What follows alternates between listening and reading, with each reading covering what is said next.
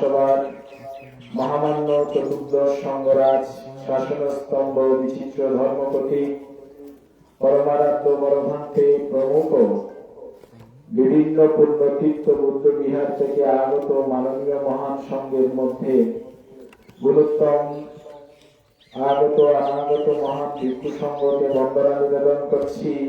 দায়িত্ব উপাসক উপাসিকা বৃন্দ, আপনাদের সকলকে জানাচ্ছি মৈত্রীময় শুভাশিস। আমি প্রথমে পরম শ্রদ্ধেয় সঙ্গরাজ ভান্তে সহ সঙ্গের কাছে ক্ষমা প্রার্থনা করছি। আজকে যে গাথাটি আমি আবৃত্তি করেছি এটি ধর্মপদের কোনো গাথা নয়। এটি হচ্ছে আমাদের যে ধর্মপদ বহিরস্থ একটি বই, সেই বই থেকে যে গাথাটি বহুল প্রচলিত।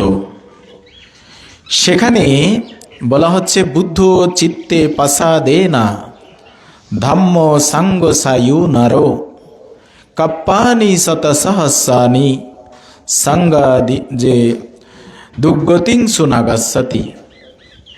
বলেছেন কি, যে বুদ্ধির প্রতি যার চিত্ত প্রসন্ন হয়, যে নর কিংবা নারী, ধর্মের প্রতি যে নর বা নারীর চিত্ত প্রসন্ন হয়, সঙ্গের প্রতি যে নর বা নারীর চিত্ত প্রসন্ন হয়, তিনি সেই প্রসন্নতার ধরুন কল্পকাল তিনি দুর্গতিতে গমন করেন না।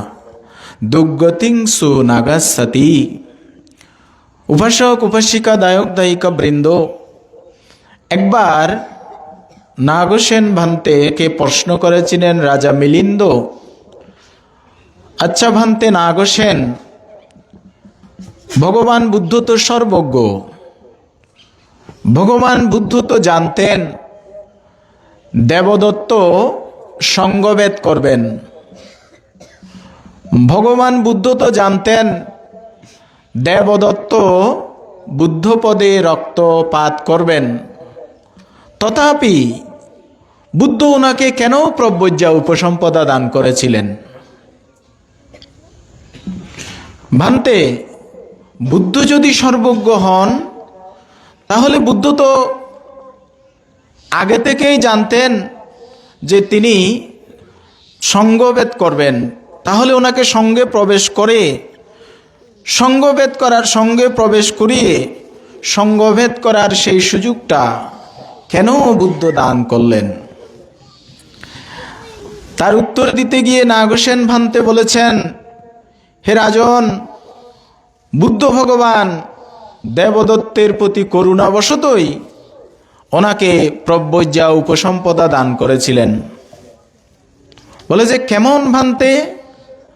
বলে যে দেবদত্ত এই জন্মে জন্ম জন্মান্তরে বুদ্ধিসত্ত্ব বুদ্ধাঙ্কুরের প্রতি যে বৈরিতা প্রদর্শন করেছেন, সেই বৈরিতার ধারাবাহিকতায় এই জন্মে উনি যে বৈরিতা প্রদর্শন করবেন সেটা বুদ্ধ জানতেন, তথাপি দেবদত্তের প্রতি করুণাবশত ওনাকে কি করেছিলেন? সেই প্রব্রজ্যা উপসম্পদা দিয়েছিলেন। কেন? কারণ দেবদত্ত একই সাথে দুটি গুরুকর্ম সম্পন্ন করেছেন। গুরুকর্ম মানে যেই কর্মের ফল এই জন্মেই, কিন্তু এই জন্মের শেষেই কিন্তু ভোগ করতে হবে, সেটাই হচ্ছে গুরুকর্ম। মানে সেই কর্মের ফল এই জন্মে অথবা এই জন্ম শেষান্তে, মানে মৃত্যুর পরবর্তী ক্ষণে এই গুরুকর্মের ফল কিন্তু অবশ্যই অবশ্যই প্রদান করে। সেজন্য তাকে বলা হচ্ছে গুরুকর্ম। এই গুরুকর্ম, তার মধ্যে দেবদত্ত কিন্তু একসাথে দুটি গুরুকর্ম করেছেন। প্রথম গুরুকর্ম হচ্ছে উনি বুদ্ধকে গৃদ্ধকূট পর্বত থেকে পাথর নিক্ষেপ করে হত্যা করার চেষ্টা করেছেন। সেই পাথরটা কিন্তু গড়িয়ে নিচে আসতে আসতে বিভিন্ন পাথরের বাধাপ্রাপ্ত হয়ে শুধুমাত্র একটি প্রস্তর কণা বুদ্ধের সেই অঙ্গুলি অগ্রে লেগে সেখান থেকে রক্তপাত হয়েছে। সেটি হচ্ছে প্রথম গুরুকর্ম। দ্বিতীয় গুরুকর্ম কি? বুদ্ধ ভগবান যখন সেই রাজগৃহে অবস্থান করছিলেন, তখন বলছেন আনন্দভান্তেকে, কি বলছেন? ভান্তে আনন্দ, আজ থেকে আমি আলাদা উপসদ করব, বুদ্ধ প্রমুখ ও ভিক্ষু সঙ্গের সাথে আমি উপসদ করব না। এই কথাটা আনন্দভান্তে যখন বুদ্ধ ভগবানকে জানিয়েছিলেন, বুদ্ধ ভগবান তখন বলছেন মহা দুঃখের হেতু কিন্তু এই দেবদত্ত সঞ্চয় করছে। তথাপি কিন্তু সেই আনন্দভান্তে কথা না শুনে আনন্দভান্তে বললেন দেবদত্তকে, ভান্তে দেবদত্ত, নিজের এরকম সর্বনাশ করবেন না, আপনার সর্বনাশ আপনি নিজেই কিন্তু ডেকে আনছেন। আপনার প্রতি করুণাবশত বুদ্ধ ভগবান সেটা বলেছেন যে আপনি সঙ্গভেদ করবেন না। এই কথাগুলো না শুনে তিনি কিন্তু সঙ্গভেদ করেছিলেন। সঙ্গভেদ করে তিনি কিন্তু আলাদাভাবে উপসদ করেছিলেন। এই উভয়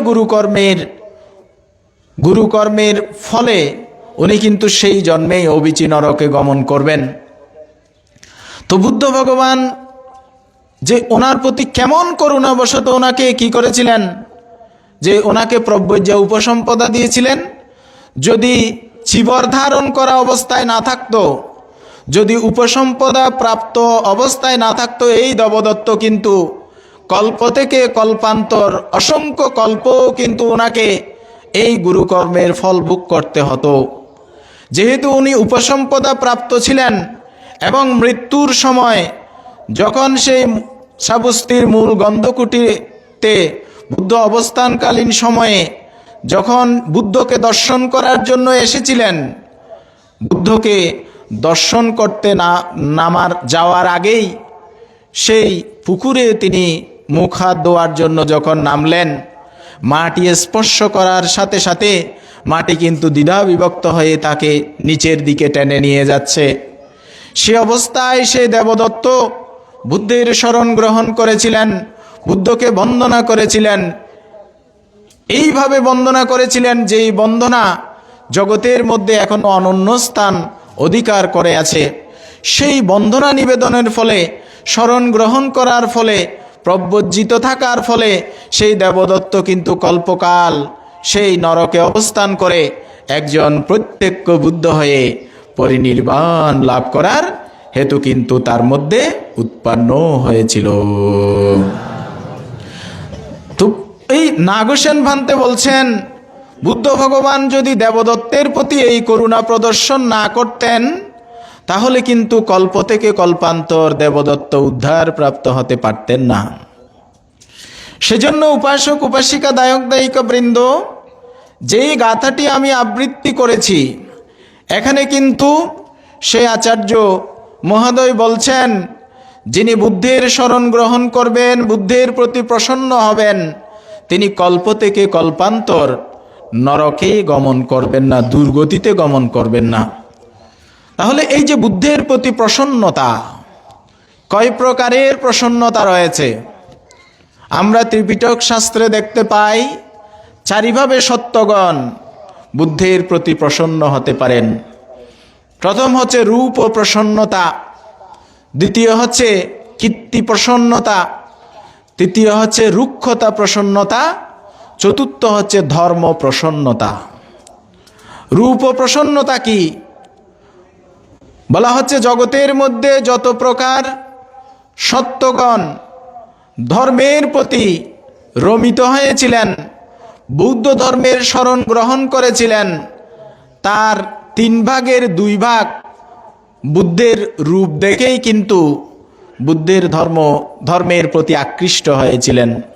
বুদ্ধ এমন সুন্দর ছিলেন, বুদ্ধের রূপকায় এত সুন্দর ছিল, জগতের মধ্যে অন্য কোনো পুরুষ ওনার সমকক্ষ পাবেন না।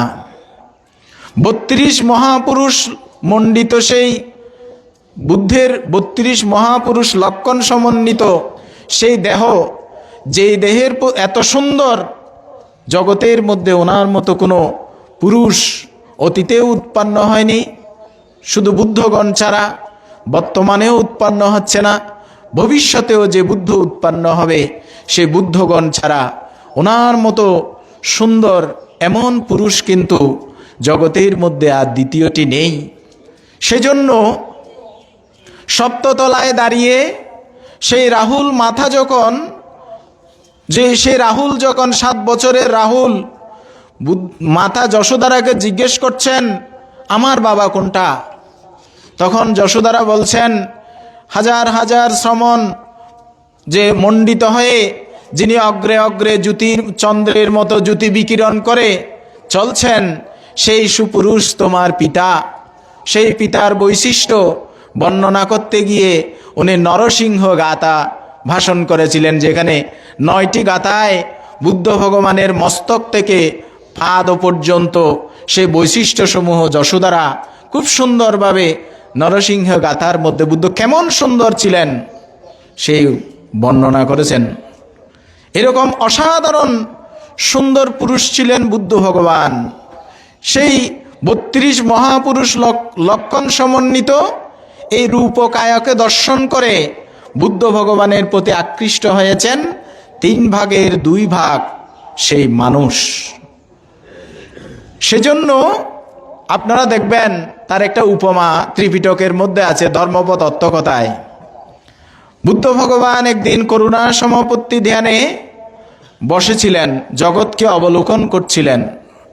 জগৎকে অবলোকন করে তিনি দেখলেন একজন ব্রাহ্মণ, একজন ব্রাহ্মণী, তাদের অনাগামিত্ব ফল লাভ করার হেতু রয়েছে।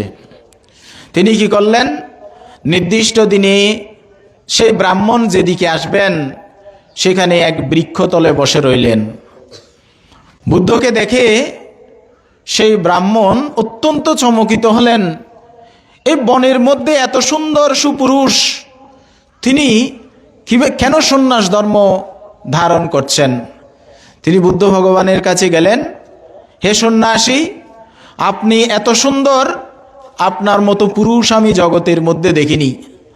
আমার গৃহের মধ্যে আমার এক কন্যা রয়েছে, তার নাম হচ্ছে মাগন্দিয়া। সে কিন্তু অত্যন্ত সুন্দর, তার মতো সুন্দর কন্যা কিন্তু এই জগতের মধ্যে নেই। হে সন্ন্যাসী, আমি আমার কন্যাকে আপনার হাতে সমর্পণ করব। আমার কন্যার একমাত্র যোগ্য সুন্দর পুরুষ হচ্ছেন আপনি।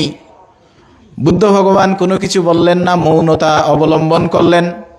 সেই ব্রাহ্মণ তড়িৎ গতিতে ঘরে গেলেন, তার স্ত্রীকে বললেন, আমাদের কন্যা মাগন্দিয়াকে সুন্দর করে সবচেয়ে দামি শাড়িটা পরাও, গহনা অলঙ্কারে অলঙ্কৃত করো, তার যোগ্য একজন পুরুষ পেয়েছি, তার হাতে আমার কন্যাকে সমর্পণ করব। বুদ্ধ ভগবান সে স্থানে তার পদাঙ্ক অঙ্কিত করে অন্য বৃক্ষে গিয়ে বসে রইলেন।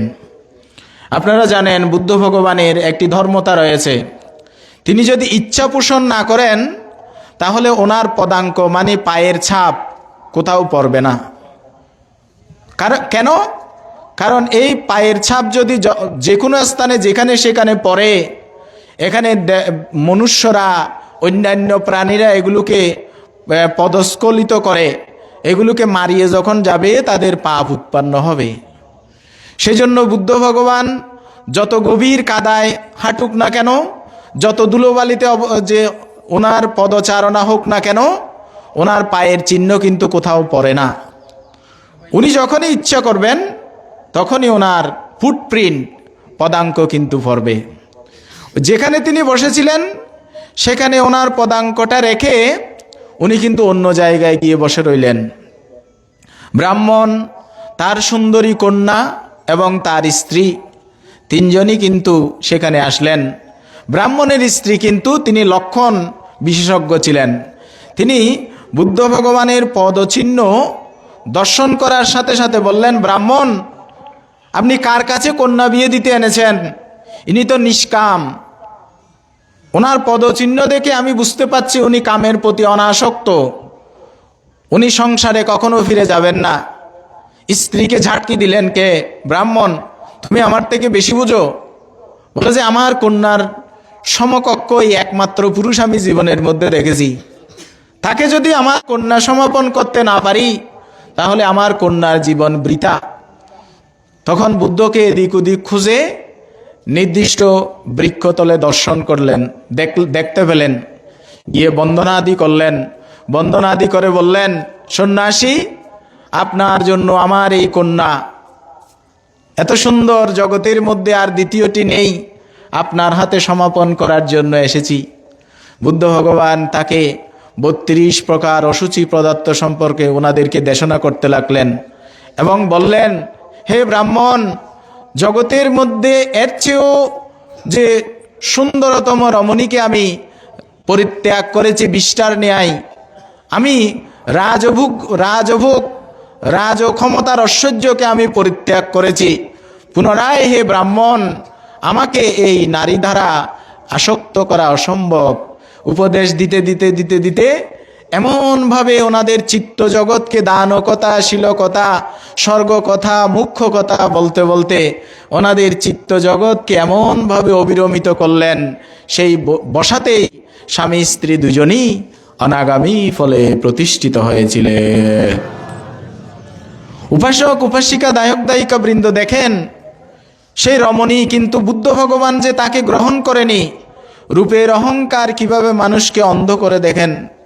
সেই রমণী কিন্তু পরবর্তী জীবন, সারা জীবন তিনি বুদ্ধ বিদ্বেষে কিন্তু নিজেকে বিনষ্ট করেছিলেন। সে অনেক কথা, পরবর্তী জীবনে তিনি রাজা উদয়নের রানী হয়েছিলেন, কিভাবে বুদ্ধের প্রতি বিদ্বেষ প্রদর্শন করেছিলেন, সেগুলো অনেক লম্বা কথা, সেদিকে আমি যাচ্ছি না।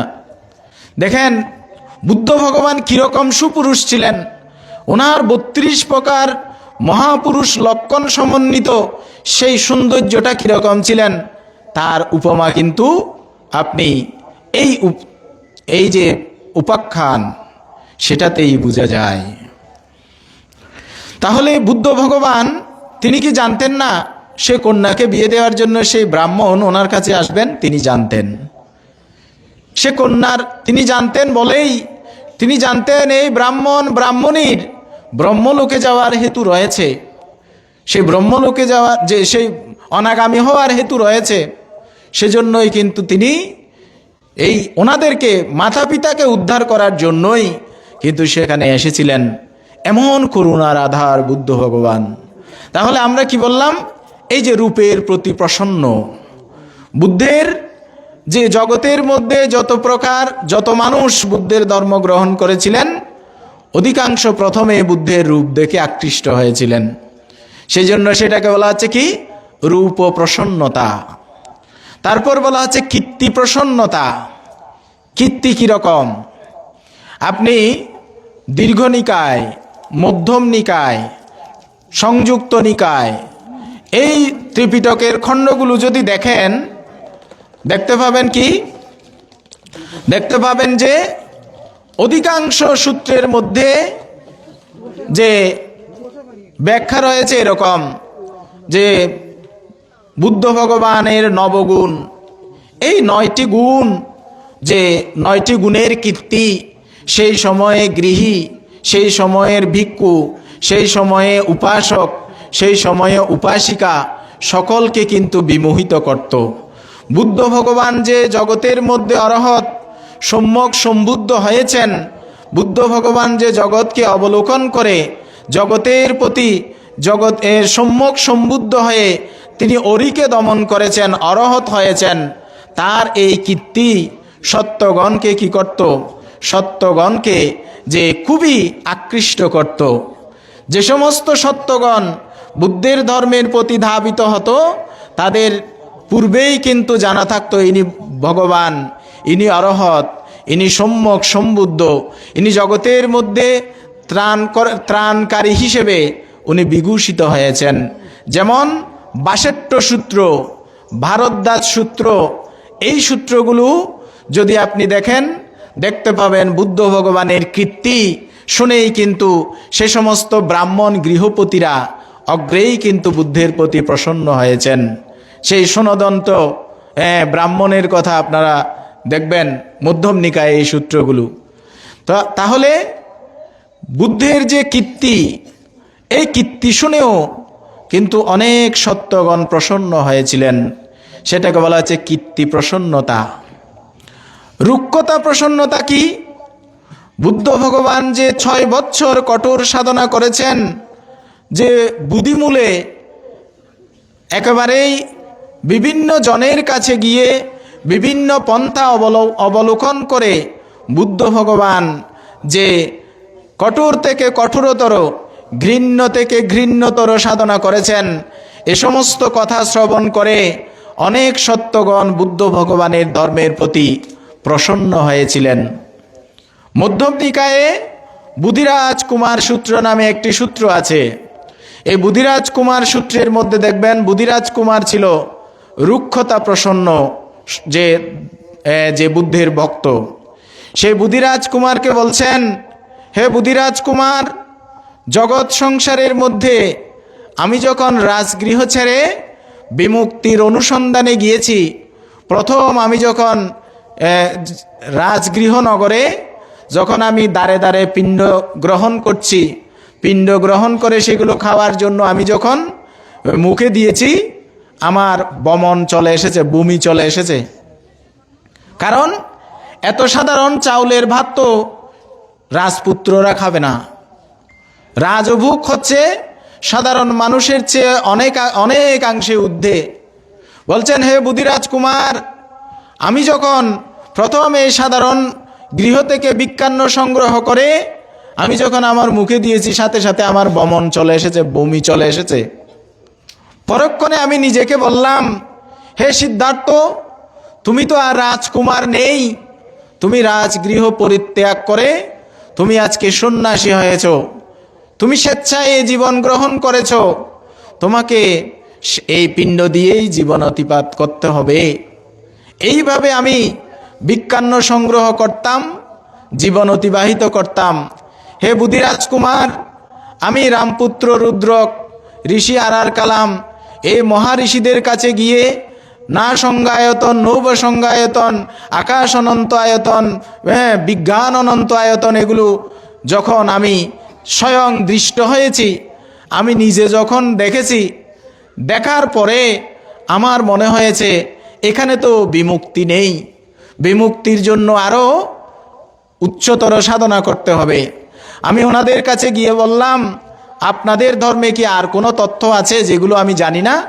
বলে যে, না হে সিদ্ধার্থ, আমাদের যা জানা আছে সমস্ত কিছু আপনি জেনে ফেলেছেন। এখন আপনি আমাদের মতো একজন জগৎগুরু, আপনি আমাদের মতো শিষ্য প্রশিষ্য তৈরি করুন, আশ্রম তৈরি করুন, তাদেরকে অনুশাসন করুন। তখন সিদ্ধার্থ কুমার সিদ্ধার্থ বোধিসত্ত্ব বুদ্ধাঙ্কুর মনে মনে প্রতিজ্ঞা করলেন, আমি তো গুরু হওয়ার জন্য, আশ্রম চালানোর জন্য, যশ কীর্তি লাভ করার জন্য সংসার ত্যাগ করিনি। হে বুধিরাজ কুমার, আমি সেখান থেকে চলে এসেছি, চলে এসে আমি কঠোর সাধনা করেছি, কঠোরতর সাধনা করেছি। হে বুধিরাজ কুমার, এমন কঠোরতর সাধনা করেছি, 1 মাসের মধ্যে একটি মাত্র শস্য কণা, শস্যের দানা খেয়ে 30 দিন আমি কোনো কিছু ভক্ষণ করতাম না। আমার এই শরীরটা এমন হয়েছিল, আমি যখন পেটের মধ্যে হাত দিতাম মনে হতো আমি পিঠের হাড়ের মধ্যে হাত দিয়েছি, পিঠে হাত দিলে মনে হতো পেটের মধ্যে হাত দিয়েছি। এমন কঠোরতর সাধনা আমি করেছি।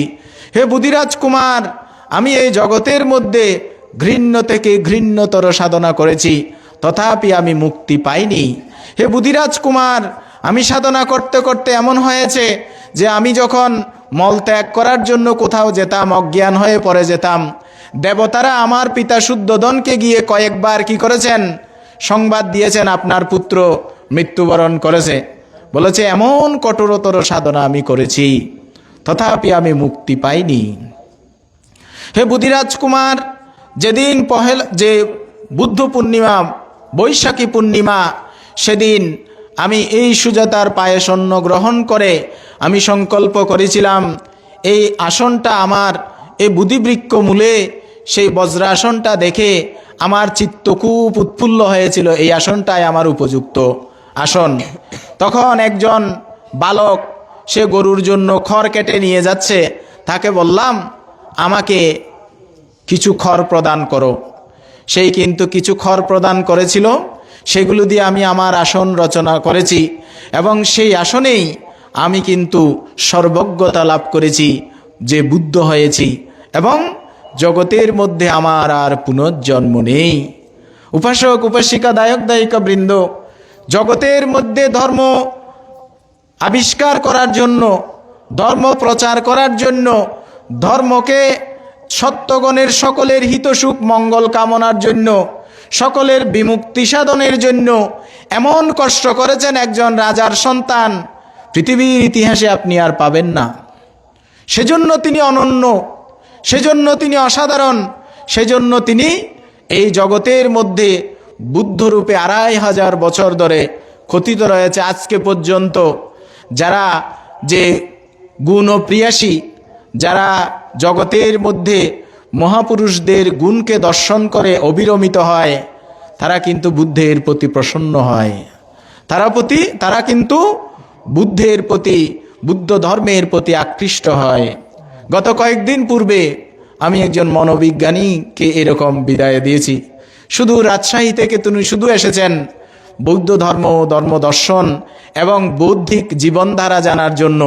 চিম্বুক পাহাড়ের সেই অগ্রে, সেখানে পর্যন্ত তিনি গিয়েছেন শুধুমাত্র বৌদ্ধদের জীবন আচরণ দেখার জন্য, এবং চিম্মরংয়ের মতো জায়গায় গিয়েছেন কিভাবে ভিক্ষু হয়, কিভাবে উপসম্পদা লাভ করে, সেগুলো দেখার জন্য। তাহলে জগতের মধ্যে বুদ্ধের প্রতি এখনো যে রুক্ষতা প্রসন্ন সত্যগণ রয়েছে। সর্বশেষ কি বলা হচ্ছে? ধর্ম প্রসন্ন, ধর্মের প্রতি প্রসন্নতা। জগতের মধ্যে বুদ্ধ যখন পরিনির্বাপিত হয়েছেন, ওনাকে দর্শন করার আর সুযোগ নেই। তখন থেকে অদ্যাবধি যে সমস্ত সত্যগণ ত্রিরত্নের শরণ গ্রহণ করে আত্মবিমুক্তি, জগৎ বিমুক্তির জন্য নিজেদেরকে নিয়োজিত করেছেন, সকলেই হচ্ছে ধর্ম প্রসন্ন ব্যক্তি। ভগবান তথাগত বুদ্ধের সময়ে বক্কলি নামক একজন ব্রাহ্মণ, তিনি কিন্তু খুবই রূপপ্রিয়াসী ছিলেন। তিনি খুব রূপের প্রতি প্রসন্ন ছিলেন। তিনি বুদ্ধ যেখানে যেতেন, তিনি বুদ্ধকে এক দৃষ্টিতে দূর থেকে দেখে থাকতেন। বুদ্ধকে এইভাবে দেখে দেখে ওনার তৃষ্ণা মিটে না। উনি কি করলেন? বুদ্ধকে সার্বক্ষণিক দেখার জন্য ভিক্ষু হয়েছেন, প্রব্রজিত হয়েছেন। প্রব্রজিত হওয়ার পরও বুদ্ধ যেখানে যান, উনি দূর থেকে বসে বুদ্ধকে এক দৃষ্টিতে দেখে থাকেন। বুদ্ধকে দেখার তৃষ্ণা যেন তার মিটে না। এইভাবে দিনের পর দিন, মাসের পর মাস, বৎসরের পর বৎসর তার অতিবাহিত হতে লাগলো। বুদ্ধ ভগবান কিন্তু ওনাকে কিছু বলছেন না। কেন? ওনার জ্ঞান লাভের, জ্ঞান উৎপন্ন হওয়ার সঠিক সময় নয় বলেই। যেদিন ওনার জ্ঞান উৎপন্ন হওয়ার সঠিক সময় হয়েছে, সেই বক্কলিকে বললেন, হে বক্কলি, আমার থেকে দূরে যাও।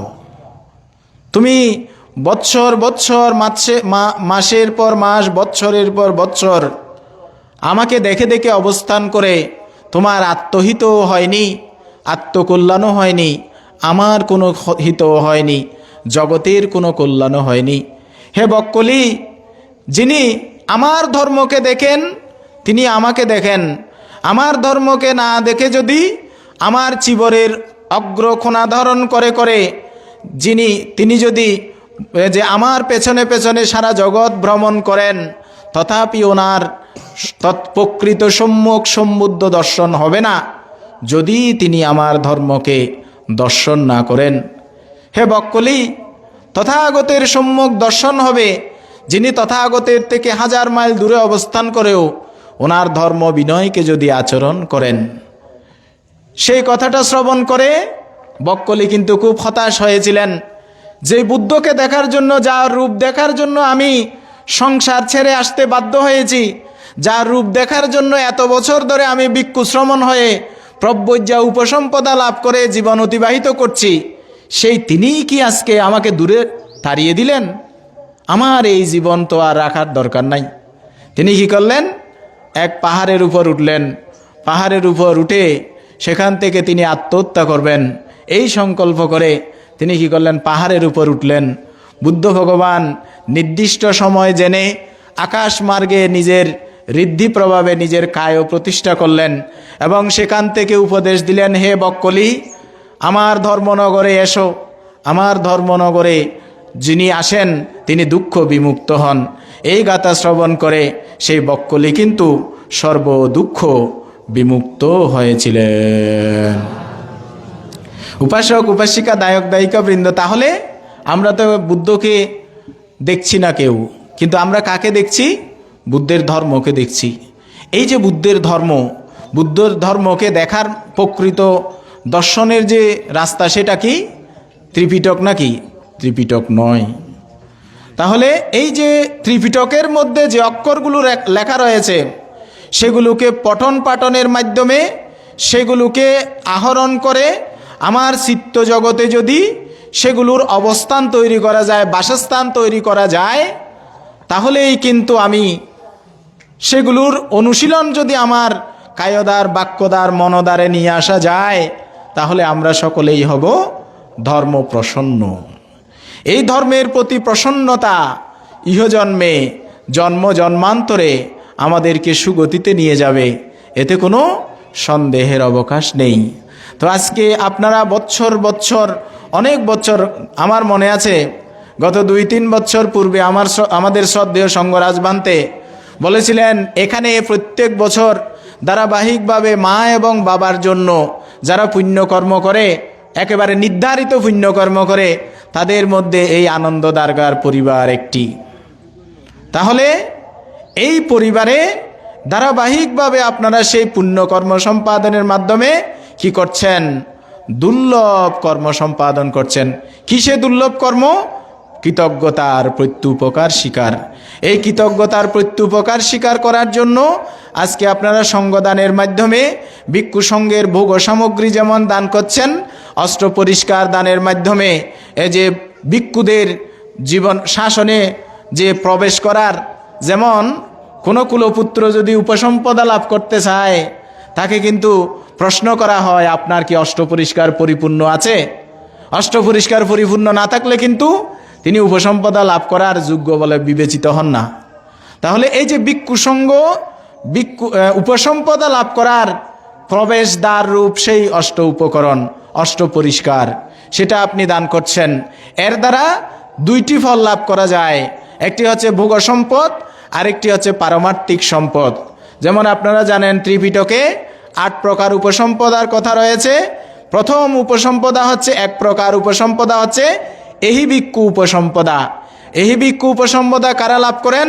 যাদের অষ্ট পরিষ্কার দানের ফল রয়েছে, অথবা অষ্ট পরিষ্কার দান করে এহি ভিক্ষু উপসম্পদা লাভ করার প্রার্থনা রয়েছে। যেমন অঙ্গুলিমাল লাভ করেছিলেন, যেমন অনেকেই লাভ করেছিলেন। কিন্তু আবার অষ্টপরিষ্কার জগতের মধ্যে সমস্ত কিছু দান করেও যদি আপনার অষ্টপরিষ্কার দান না থাকে, দানের ফল না থাকে, অথবা প্রার্থনা এহি ভিক্ষু উপসম্পদা প্রার্থনা না থাকে, তাহলে আপনি বুদ্ধের হাতে এহি ভিক্ষু উপসম্পদা লাভ করা সম্ভব নয়।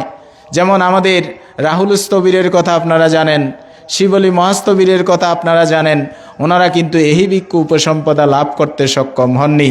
তাহলে এই দ্বিবিধ গুণসংযুক্ত, দ্বিবিধ কারণ সংযুক্ত সে অষ্টপরিষ্কার সঙ্গদান সহ বিবিধ দান ও যজ্ঞের প্রভাবে যে আমাদের আপনাদের যে যাদেরকে উদ্দেশ্য করে, যাদের হিতসুখ মঙ্গল কামনায় এ পুণ্যকর্মের আয়োজন, ওনারা পুণ্যপ্রাপ্ত হওয়ার স্থানে থাকলে পুণ্যপ্রাপ্ত হয়ে ঊর্ধ্ব থেকে ঊর্ধ্বলোকে গমন করুক। যে তিরকুড্ড সূত্রের মধ্যে রয়েছে, যাদের উদ্দেশ্যে পুণ্য দান করা হয়, ওনারা পুণ্য পেলে আমাদেরকে আশীর্বাদ করেন, চিরং জীবন্ত নয়াতি এবং হেতু লবামসে। এইভাবে আপনাদেরকেও আশীর্বাদ বর্ষণ করুক আমাদের পরমারাধ্য সঙ্গরাজ ভান্তে প্রমুখ। মাননীয় মহান সঙ্গের প্রতি আবারও বিনম্র চিত্তে বন্দনা জানিয়ে আপনাদের সকলের প্রতি সকৃতজ্ঞ চিত্তে পুণ্যাশিস দান করে গুণোত্তম সঙ্গের প্রতি অবনত মস্তকে বন্দনা এবং কৃতজ্ঞতা জানাচ্ছি। ভান্তেরা দেশনা না করে সেই সময়টুকু আমাকে দান করেছেন, তার জন্য গুণোত্তম সঙ্গের প্রতি কৃতজ্ঞতায় বন্দনা নিবেদন করে আমার ধর্মদান এখানেই পরিসমাপ্তি ঘোষণা করছি। জগতের সকল প্রাণী সুখী হোক। অসংখ্য ধন্যবাদ এবং বন্দনা জ্ঞাপন করতে আজকের অনুষ্ঠানের প্রধান সদস্য আমাদের ধর্মদান দিয়ে আমাদের কৃতার্থ করেছেন। এই পরিবারে একটা প্রার্থনা করেছেন, বিশেষ করে এই কথাটা বলে আমি আজকের অনুষ্ঠান মাইক্রোফোন স্থাপন করব। যে যেহেতু সবাই অবগত হয়েছেন, মহান ভিক্ষু সংঘ তথা দুই সংঘ যে এই পরিবারের প্রতি বছর ধারাবাহিকভাবে এই জানুয়ারি প্রথম শুক্রবার এই অত্র পরিবারে অষ্টবর্ষের সমাধান আয়োজন করেন। আমাদের বেশ কয়েকটি পরিবার আছে, পরিবার এবং নরসম বাবু পরিবার।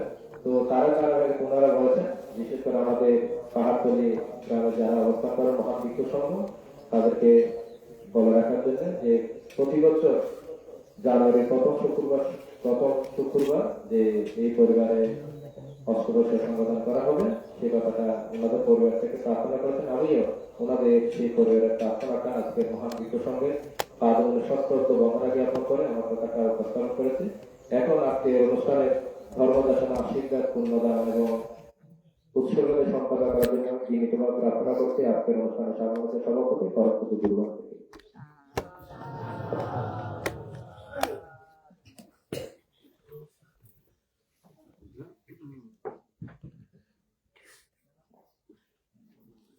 আজকে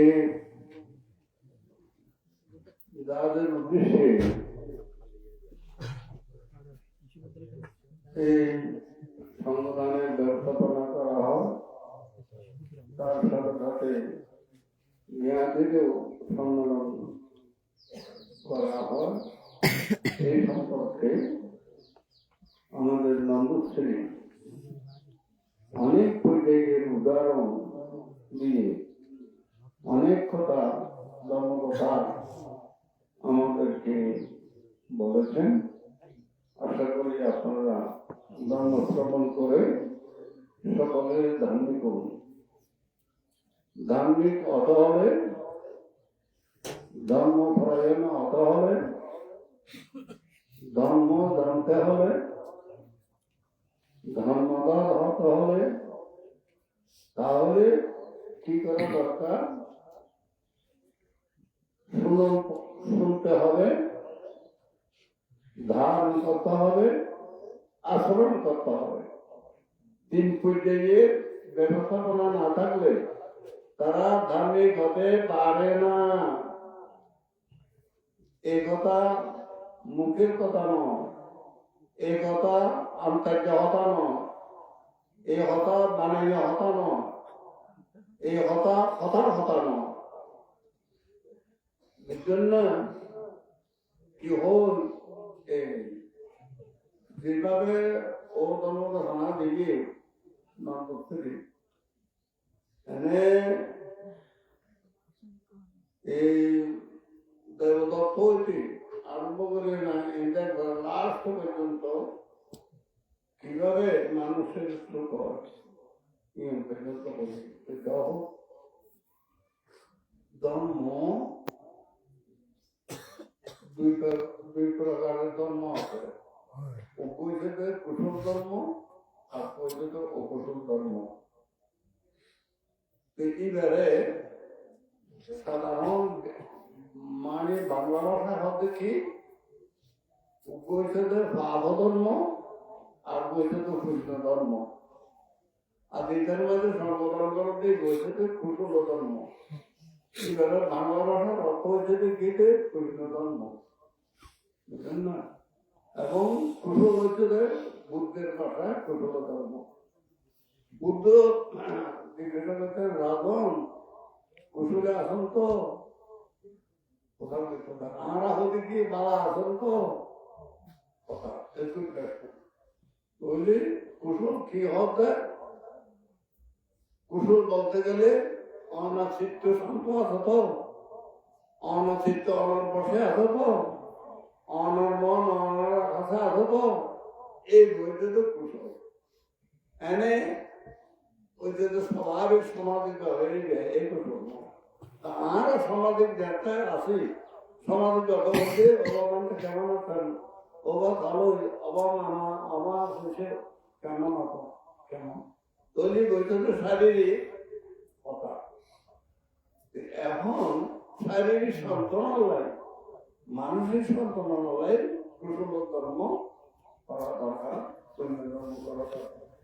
তো প্রতি বছর আমরা পূর্বতন মা, তার যোগ্য সন্তানেরা, ছেলেরা, বউরা এবং আত্মীয় স্বজনরা আমরা বিবেকানন্দ মঞ্চে আছি, আনন্দ বাংলার শিক্ষা বলে যোগ্য ভাবে যোগ্য সন্তান আছেন। কেন যোগ্য? এটাই আছে যে শিক্ষক মাস্টার, এবং এটাই সারা জীবন নাকি মাস্টার করে গেছে। তাহলে মাস্টারের উদ্দেশ্য কি? জ্ঞান দান করা। ছাত্র ছাত্রী হলরে মাই গণর তলরে জ্ঞান দান করেন, বিদ্যা দান করেন। দিতে মহারা তাই স্কুল মধ্যে পড়াইছেন। তাহলে সাধারণত মাস্টার হলে অন্তরে শুদ্ধ হয় না, অন্তরে শব্দ দে, অন্তরে আলোকিত করো দে, অন্তরে মানে জ্ঞানী করো দে।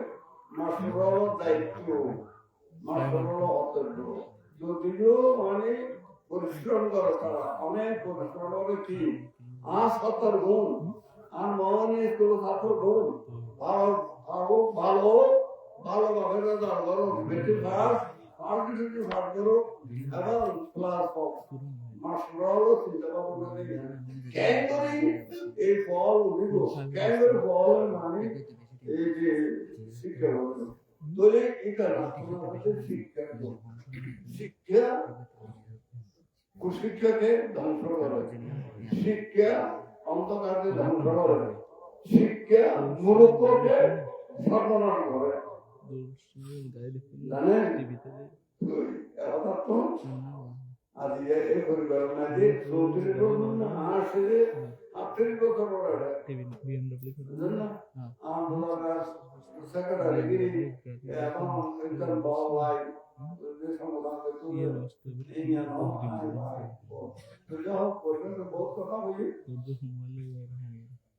মানে দান করো, নিজের রক্ষা করো, অপরিত দানে দুর্গত হবে, নিজের দুর্গত হবে, পরিবারের দুর্গত হবে, সমাজের দুর্গত হবে, কেউরও দুর্গত হবে এবং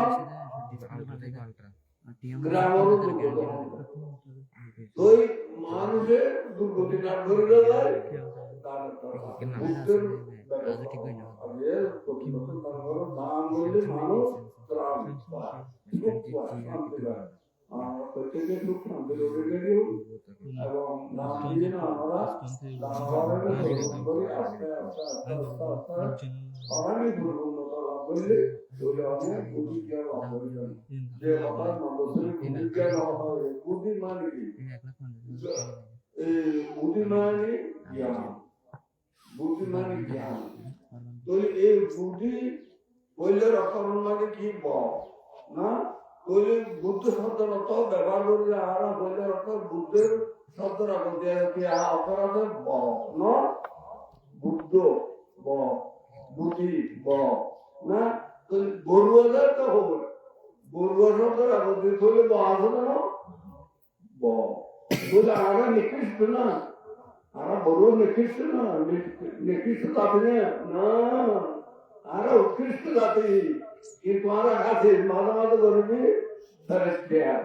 আচ্ছা তারপর দেখবি ওষুধও দেখবি, বুঝলেন না?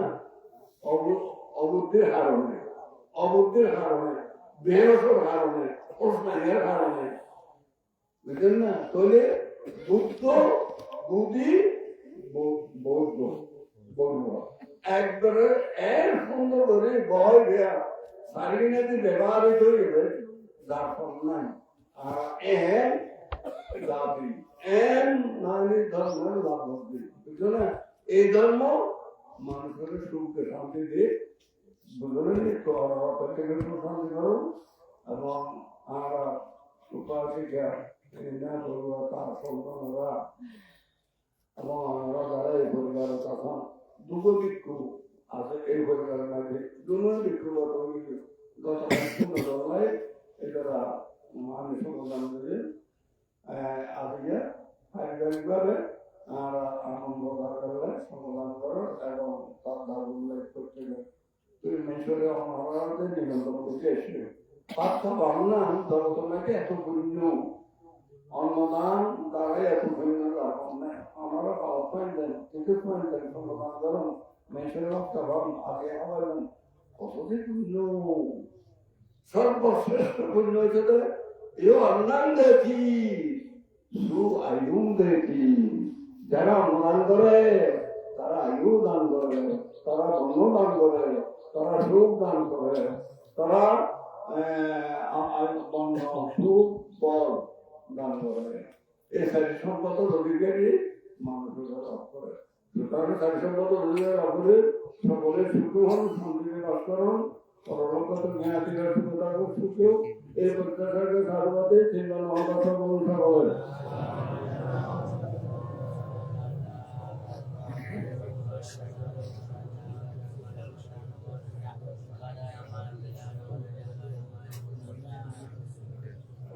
Iman Vikyam Daha Asavakyaram Anusaram Suryakasam Vishnumangasya Dhanam Prema Sudema Vikyate Iman Vikyam Daha Asavakyaram Vishnumangasya Dhanam Prema Sudema Vikyate Iman Vikyam Daha Asavakyaram Vishnumangasya Dhanam Prema Sudema এই নাম বুদ্ধদেবা আমার কান্দিয়ারে দেবা মানুষ সুতরাং পরিষ্কারে নির্মুদে দুটি আছে তাতে এই নাম বুদ্ধদেবা আমার কান্দিয়ারে দেবা মানুষ সুতরাং পরিষ্কারে নির্মুদে এখন দেওয়ার মাধ্যমে পুণ্যদান করুন। যাদের উদ্দেশ্যে দান করা হচ্ছে তারা তাদেরকে আপনার পুণ্যদান করবেন। এই গ্রামবাসী এবং বিশ্ববাসী সকলের শান্তির অধিকারী, সুখের অধিকারী, দুর্নীতি পরিহার হোক, দুর্নীতি বর্ষিত হোক, এই সাধনা দিয়ে দেওয়ালে পুণ্যদান করুন।